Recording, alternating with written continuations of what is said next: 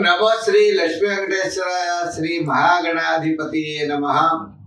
संध्यारंभ विजृंभितं श्रुतिशिरस्थानान्तराधिष्ठितं सप्रेम भ्रमराभिधा नमसकुत्सद्वासना शोभितं भोगीन्द्राभरणं समस्त सुमना पूज्यंगुणाविष्कृतं सेवे श्रीगिरिमल्लिकार्जुन महालिंगं शिवालिंगितं।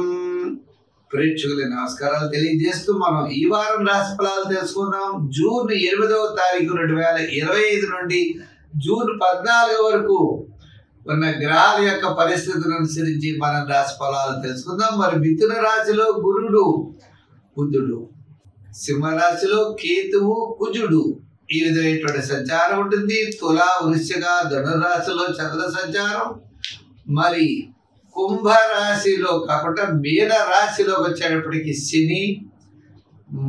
శని యొక్క ప్రభావం ఉంటుంది। కుంభరాశిలో రాహుగ్రహ ప్రభావము।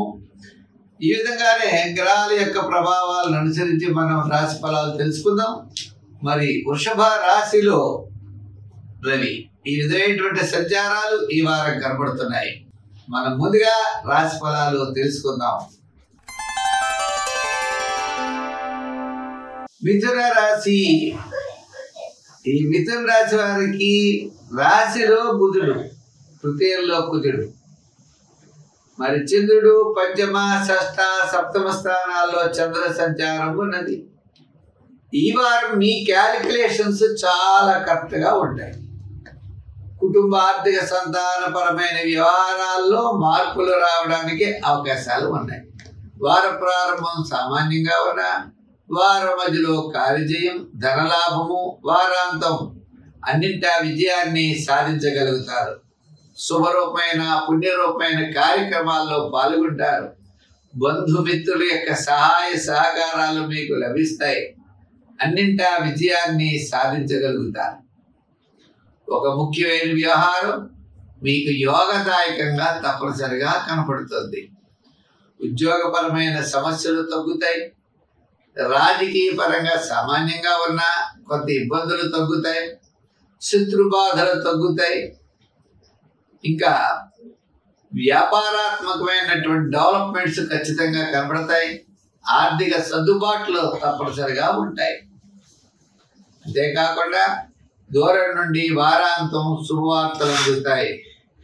గత 4 వారాల కంటే ఈ వారం కాస్త ప్రోత్సాహకరంగా ఉన్నది ఈ రాశి వారికి।